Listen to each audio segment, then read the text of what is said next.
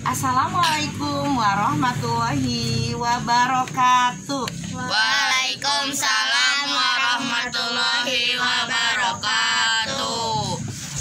Jumpa lagi sama Umi di pagi ini. Umi ditemani sama putra-putri Umi yang selalu ikutan mengaji pagi. Ini ada Teteh Tiara, ada Kak Ellen, ada Kak Mahesa, ada Jahra, ada De Arkan, dan ada Kakak Alifa. Alhamdulillah ya, kita masih diberi kesempatan pagi-pagi mengaji sebelum berangkat ke sekolah. Pagi ini Umi ingin berkisah lagi, tapi kisahnya tentang air zam-zam. Air zam-zam adalah air barokahnya umat muslim yang berada di kota Mekah. Umi ingin menceritakan kisah bagaimana air zam-zam itu ada. Air zam-zam itu ada pada zamannya Nabi Ismail alaihissalam beserta ibunda tercintanya yang bernama Ibunda Siti Hajar. Pada waktu itu Nabi Ibrahim alaihissalam, yaitu ayah Nabi Ismail, membawa Ibunda Hajar dan Ismail yang masih bayi ke kota Mekah. Kemudian dengan perbekalan yang sedikit, yaitu sekantong air dan kurma, beberapa biji, akhirnya Siti Hajar dan Nabi Ismail disimpanlah di sana sama Nabi Ibrahim. Ketika mau ditinggalkan, pada waktu itu kota Mekah masih belum ada kehidupan, belum ada air, juga belum ada pohon-pohon yang menghasilkan makanan, karena di sana gurun pasir yang sangat tandus. Siti Hajar ke suaminya bertanya, "Suamiku, kenapa kau meninggalkan kami di sini berdua?" Lalu Nabi Ibrahim pun tidak menoleh sedikit pun. Lalu Siti Hajar berteriak, "Wahai suamiku, kenapa engkau meninggalkan kami di sini berdua, sementara di sini belum ada siapa-siapa, belum ada kehidupan?" Masih tidak menoleh. Nabi Ibrahim lalu meninggalkan. Ketika pertanyaan yang ketiga, "Wahai suamiku, apakah engkau meninggalkan kami di sini karena Allah memerintahkanmu?"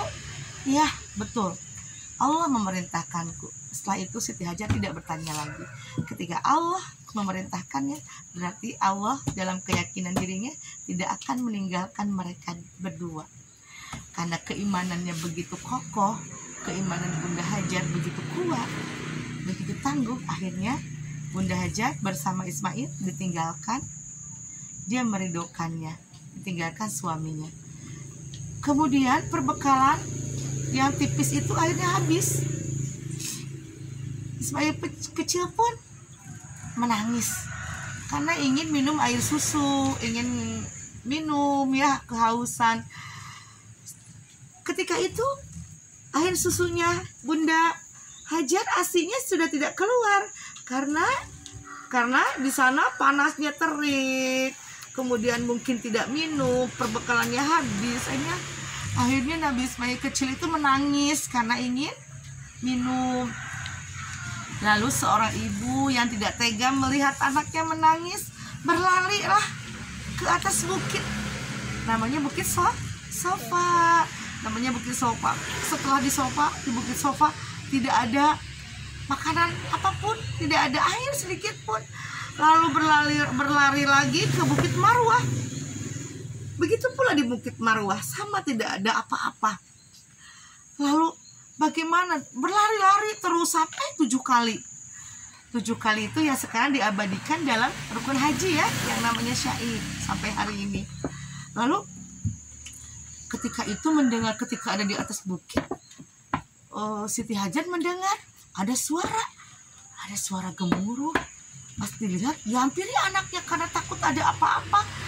Pas dihampiri anaknya sedang menangis. Ismail kecil itu sambil menghentak-hentakan kakinya. Menghentak-hentakan, akhirnya menyemburlah air di dekat kakinya. Pada waktu itu Allah Subhanahu wa taala memerintahkan malaikat Jibril untuk menggali mengeluarkan air dari dekat kakinya. Setelah itu Siti Hajar itu bahagia banget. Ya air, langsung beliau minum dan langsung anaknya diberi minum. Ketika itu airnya banyak ya. Terus zam-zam Siti Hajar bilang gitu. Artinya itu berkumpul gitu ya, berkumpul maksudnya air. Terus udah gitu senang banget sampai itu kan kalau ada air jadi mereka bisa bertahan hidup. Nah, setelah itu orang-orang di sekitarnya jadi tahu ada air di sana, ada air gitu ya. Dan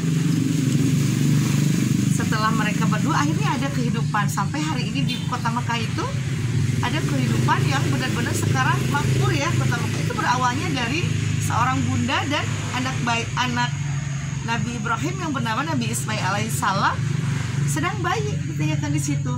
Jadi pas sekarang air zam-zam itu hari ini suka dibawa sama yang menunaikan ibadah haji ya. Air zam-zam, oleh-olehnya. Air zam-zam itu keutamaannya adalah air yang sangat sehat, bisa menyembuhkan berbagai macam penyakit karena air zam-zam itu mengandung elemen alamiah yang 2000 mg per liter. Kalau air biasa hanya 260 mg per liter. Jadi jauh dari bakteri-bakteri dan kuman-kuman ya. Kemudian anehnya air zam-zam saat ini tidak pernah surut. Walaupun kota Mekah tiap tahun dikunjungi para jemaah haji yang berjumlah puluhan juta. Semuanya membawa air zam-zam, tapi anehnya tidak pernah surut. Padahal air zam-zam itu kedalamannya cuma 42 meter, tapi bisa menghidupi orang-orang sedunia. Para jemaah haji yang tidak lupa bekalnya air zam-zam dibawa ke negaranya masing-masing. Kemudian kandungan air mineralnya itu lebih unggul daripada air biasa.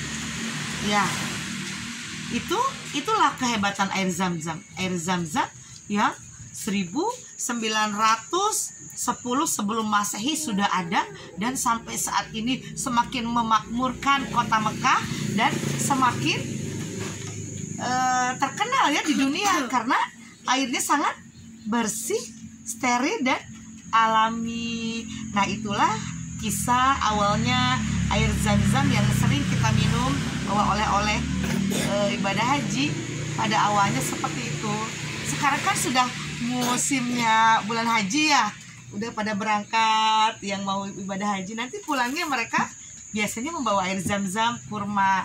Nah, itulah seputar kisah air zam-zam. Jadi hikmahnya apa coba? Ibu mau tanya hikmahnya